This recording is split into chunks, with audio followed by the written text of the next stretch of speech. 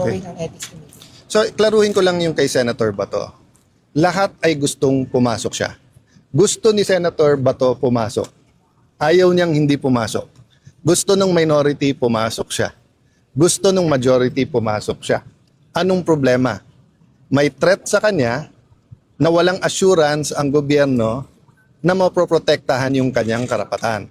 So katulad ngayon po, pumasyal po kayo dito sa Taguig.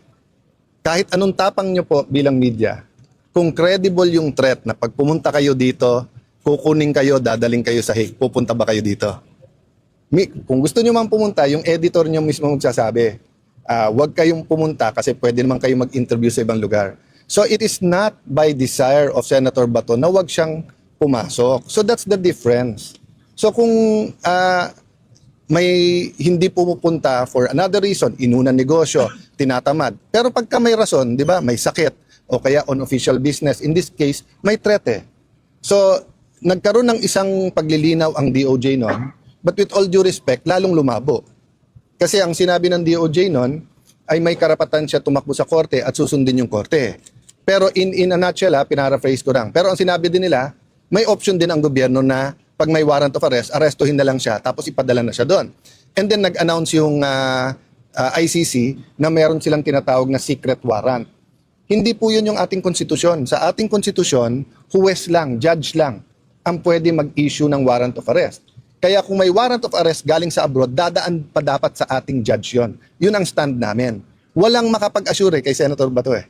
So I talked to someone very close to him. Ang sabi, simple lang sir, ma-assure lang kami ng Philippine government na may day in court siya dito. Kahit arrestuin siya dito sa Pilipinas. Pero yung sasabihin, pwede siyang kunin tapos ipadala na lang sa ibang bansa, ay maninindigan siya. So the threat is the arrest, Senator? Yes, I mean, that's from the start naman, di ba? Kasi nilabas nila na may warrant tapos may ganon, di ba? Oh. So I'm not judging what's right or wrong. I'm just giving you human nature. Di ba? Human nature. Kahit ang Secret Service, pag tingin nila may threat sa presidente, sa vice president, hindi nila papupuntahin doon. Diba? So hindi po voluntary ang pag-a-absent ni Senator Bato. Gustong-gusto niya po pumasok sa session. Let me clarify one more thing. Sabi nung iba hindi siya nagtatrabaho, magkaiba po yun ha. Kasi sa loob man o sa labas ng Senado, napaka-importante ng plenary, napaka-importante po mag-participate, napaka-importante po ng committee hearings. Kung magkakaroon ng impeachment, napaka-importante din na umattend doon. But that's not the totality of the work of the senator. The research, the consultation, going around the country, that's all part of the work. So katulad ngayon, di ba, break, di ba? But after this, tatakbo ko, group of businessmen naman, consultation naman about yung contingencies dito sa energy crisis. That's part of my work. Di ba? So kung may hearing kanina, I could have attended that or this. Kung may hearing mamaya, I can attend my consultation or that, but that doesn't mean we're not working. Ganon din kay Senator Bato. Fully functional yung staff niya, yung mga memos sa kanya, mga filing nila, magpo-monitor tuloy-tuloy. Again, do I want him to attend? Yes. I think he also wants to attend. Namimiss na niya yung trabaho niya sa Senate mismo. Kaya lang kung ang kapalit naman doon, pagtuntong niya doon, bigla siyang arestuin, bigla siyang isakay sa aeroplano at ilipad sa Hague, 'di ba? Ilalaban niya yung karapatan niya. So walang reason para i-dismantle yung office at hindi siya pasweldohin na. Kung gano'n, para mong sinabing i-threaten mo na rin yung 23. Diba? Dapat, yun ang baliktad eh. Bakit ang tinitignan natin yung may threat? Bakit hindi mapanindigan ng gobyerno, Senator Bato, nasa Pilipinas ka, may korte dito, safe ka. Pumasok ka, walang kikidnap sa'yo. O, hindi siya ma-assure ng ganun eh. So again, I'm not judging, pero linawin lang natin yung sitwasyon. Kasi ang lumalabas na sitwasyon para bang siya ang ayaw pumasok at dapat siya disiplinahin. Hindi ganun ang sitwasyon. Gusto niyang pumasok. Pero live yung threat sa kanya. Sir, yung other issue, yung partial committee report sa Senado, yung sa Blue Ribbon regarding the flood control, as of now, Sen, wala pa po itong sapat na pirma, yung comment po. Well, two things. One, I've been around government long enough to understand na systemic yung corruption. Napakasakit, napaka-tragic yung flood control scandal, but may opportunity dito. Yung opportunity dito ay ang opportunity dito is yung hindi lang one time, big time, no, but to go to the root of the problem ng corruption sa Pilipinas and really address it. Ang unang naging problema is we didn't start with the truth. 'Di ba? From the start, sinasabi natin hindi lahat yung ghost. pinalabas lahat ghost para mas marami magalit. Ngayon ina-admit nila hindi maraming ghost. Pangalawa, from the start sinasabing may mastermind pero tinatagpi-tagpi. O anong nangyaring net effect? Everyone na magkalaban sa local, sa national, ang kanyang mastermind, yung kalaban niya. Rather than finding kung sino ang tunay na mastermind pangkabuuan. Okay. Having said that, I believe sincere lahat. Sincere ang Pangulo na isolve to, sincere ang Kongreso, sincere si Senator Lacson, etc. But eto lang ang tanong ko why so much fuss about the partial when we have the opportunity to have the whole and bigger picture? Even sa pilian ng witnesses, in my experience, alam niyo naman naging chairman din ako ng Blue Ribbon ng matagal, you just allow the witnesses.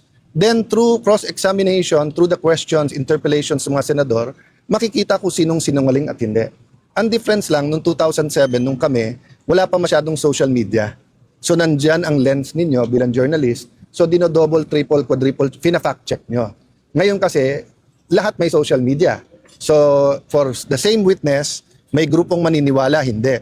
But that shouldn't stop the Senate from inviting witnesses. Kasi kung sasabihin natin, ang i-invite lang natin na witness ay credible, then number one, you're already prejudging. So pag hindi pala na-invite yan, hindi credible. Pag na-invite pala yan, credible. Di ba? Secondly, you're taking out the opportunity for the people to judge from themselves. Di ba? So kung sasabihin mo, halimbawa, Mike Defenso, o sabihin mo, totoo ba sinasabi about the Marines o hindi? Let the people judge. O ngayon, yung sa NBI, sino paniniwala natin? Yung NBI o siya? Diba? That's the beauty of having 24 senators. We're not all members of the Blue Ribbon, but anyone can attend and anyone can ask. So ang tingin ko, we're making a mountain out of a molehill dun sa partial. Naapektuhan din kasi ng konting rivalry ni Senator Lacson at Senator Marcoleta. But the reality is, di ba, bakit tayong nakapokus sa partial? Hindi pa nga na-unveil lahat . In fact, marami sa amin kasi binasa, we don't agree with the report. So hindi sa ayaw namin pumirma. Di ba? We have a lot of disagreements there. But why are we not talking? Ako personally, hindi pa tapos . Iniimbestiga mo marami, hindi lang to marami pang yugto maraming nabubuksan. So for example, if you invited Zaldi ko, when he was still chairman ng appropriations, iba malamang sagot niya. Nung natanggal siya, iba sagot niya. Nung bumaliktad at sinasabi na admin at hindi siya, iba na naman storya. Hindi ko alam pag nahuli at pumunta dito kung iba.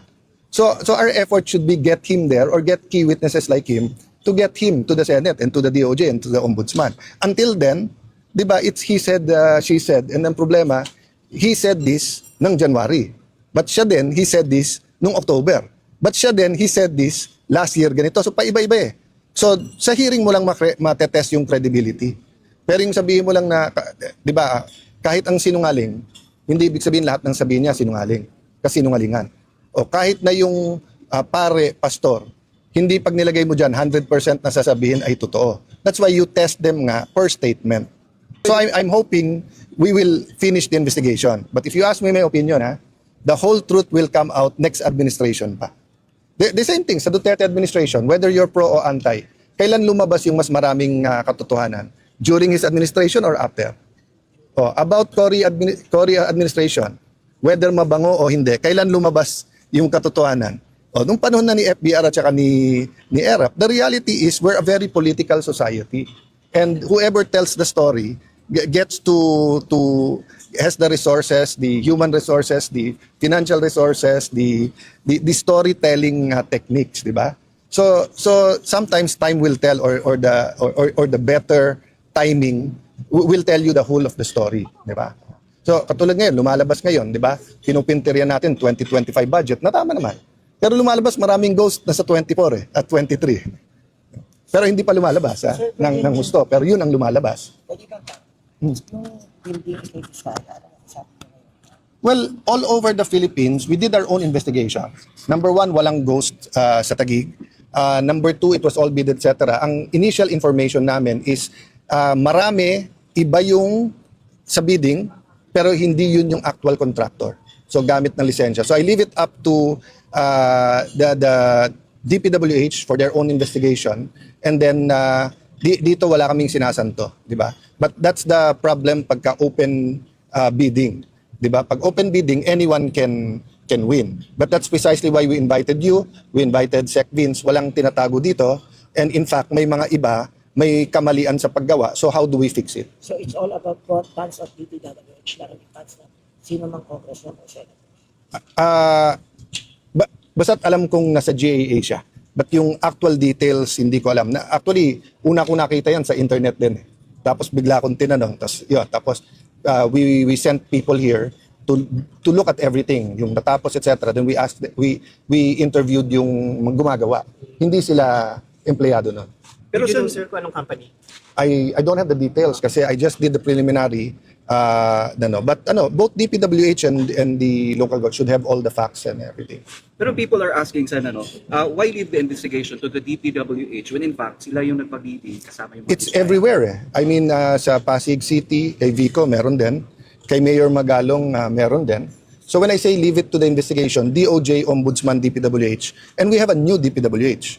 So the people they're investigating are new people, di ba? So it's self-serving for politicians to investigate themselves.